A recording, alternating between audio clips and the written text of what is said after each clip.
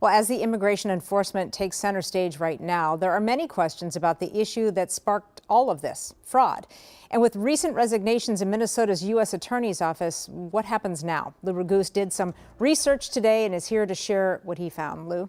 Well, Rena, I've been having conversations on background as well as with people on camera today with those who used to work in and lead our U.S. Attorney's Office, and their opinions are unanimous. They say there'll be no way that the office will be able to continue prosecuting fraud at the pace that it has been since 2022, which is ironic because the stated reason from the Trump administration for the ICE surge is fraud.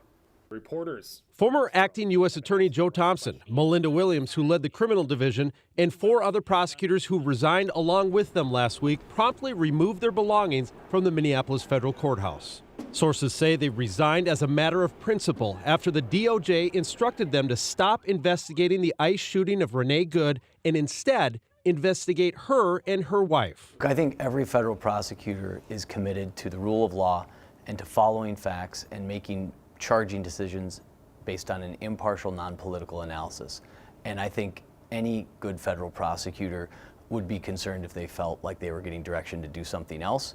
And if I were ever in a difficult situation like this, I would hope I would have the courage to make the right choice. Anders Folk held leadership positions at the DOJ, served as the acting U.S. attorney in Minnesota, and prosecuted here for many years before that. He says it will be near impossible now to continue the momentum the office had after charging 78 people in the Feeding Our Future meal fraud case and another 18 people in Medicaid social service fraud cases since 2022. Fraud cases are some of the most time-consuming and complex cases to bring, and when you lose this kind of institutional knowledge, it's going to have an impact. I do not see the ability in the office right now to conduct those fraud investigations, and quite frankly, they have been pushed to the back of the bus. Doug Kelly once led the white-collar crime division in the Minnesota U.S. Attorney's Office. He says the Trump administration's temporary solution to send JAG officers, military lawyers, to assist in Minnesota will not fill the gap. And listen, I have all the respect in the world for the JAG officers.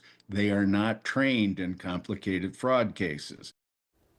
Now, besides Joe Thompson and Melinda Williams, the office lost Harry Jacobs, one of the leaders in the fraud cases, Thomas Calhoun Lopez, who was key in the gang RICO cases, Ruth Schneider, who prosecuted the Derek Thompson case, and longtime office veteran Tom Hollenhorst. And my sources say others still plan to leave. Rena.